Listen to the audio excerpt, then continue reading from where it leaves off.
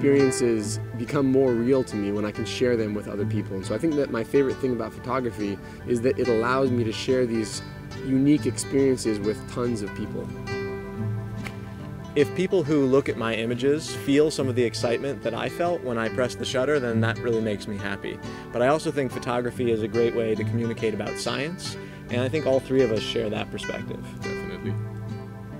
What I really enjoy about photography is that it allows you to almost get into the skin of an organism that you are photographing. So what I hope is when people look at my images that they can almost imagine what the world looks like for an animal.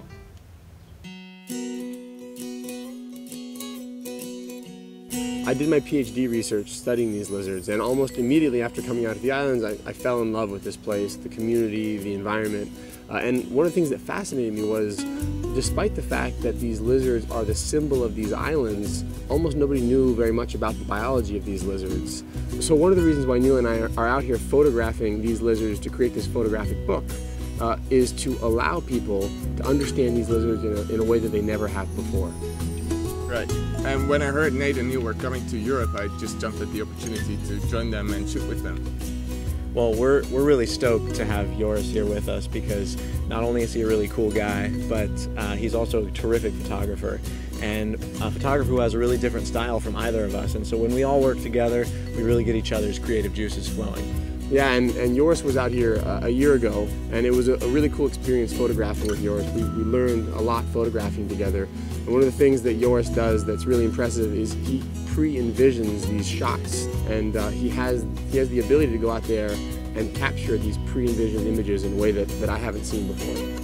I think one of the great things about Nate and Neil is that they're not only really good photographers, but also they are scientists, and they have an uncanny ability to bring the scientific story to life in their images.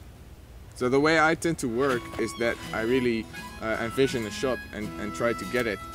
And often this means that I don't get to photograph a lot of special behaviors or interactions between animals.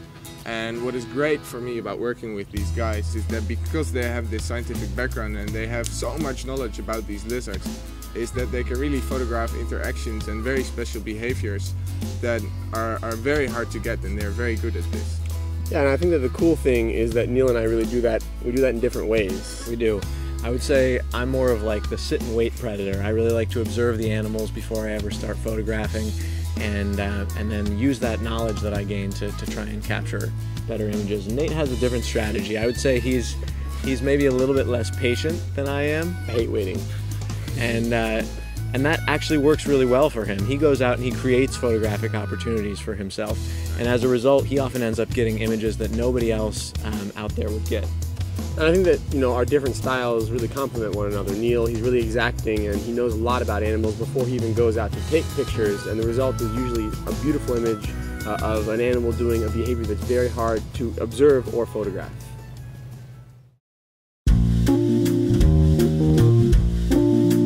I think the easiest thing about photographing these lizards is that they're just incredibly colorful and dynamic and charismatic. They do amazing behaviors, and so there are so many opportunities to create beautiful images. One of the things that's hard, I think, is that for me, I really like to get down to the eye level of the animals that I'm photographing, and on this island, everything is out to get you. The rocks are sharp, all the plants are sharp, and so you can really do some damage to yourself photographing the way I do. So I think that the easiest thing about photographing these lizards is that on a lot of the islands where they live, they really don't have a lot of interactions with people, and they don't have very many predators, and so that means that you can get really right down there next to them, and they'll just do what they do right in front of you. They'll behave in front of you, and you can just get pictures of them right in front of your camera, and that's really cool. So I think what's really hard about photographing these lizards is that the lizards don't really wake up until the sun's high in the sky, which really means that the light is terrible.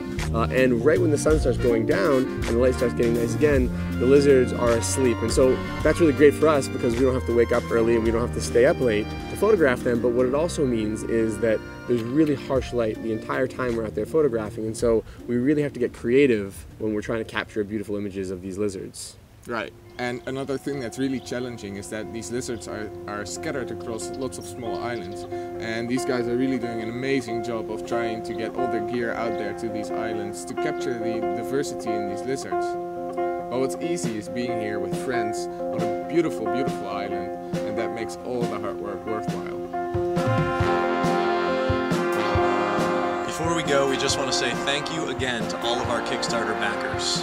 And a special thanks to Peter DeRosos of Plucker Grill and Bill Burdett for your major contributions to our project. Without all of your generosity, none of this would happen, so thanks. Thanks a lot.